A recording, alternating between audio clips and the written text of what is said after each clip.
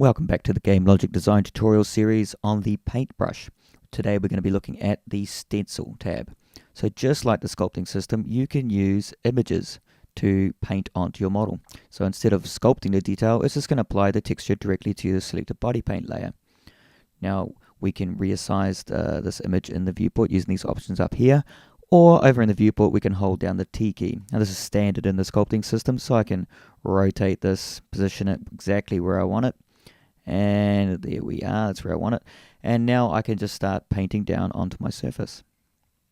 Now we might want to do symmetrical eyes on our model, so we can do that by just turning on X symmetry, and now we can paint eyes symmetrically onto our model. Or perhaps we want 4 eyes, let's do Y as well. So we're doing 4 strokes at the same time.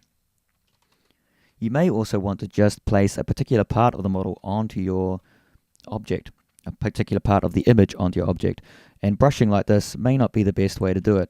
So another way you can do it is by going to the settings tab and choosing one of the fill tools. So let's choose the lasso fill tool, and we want to just get this eye. So I'm going to start doing that now, but as you can see the texture disappears, which is not very helpful. Luckily there's an option for that in the stencil tab. You can turn off this hide during stroke, and now the texture will always be visible. So now I can go around this eye and just project just that bit onto my model. But now you'll notice that the value is very dim. That was because of the pressure value. So I can apply texture at different pressure values using the fill tools. So let's just crank that all the way back up. And now I'm going to do that again. And you'll see that it does a full part onto the object in the full pressure. And of course, symmetry, turn that all on. And let's do the same thing, but I'm going to move the eye over here.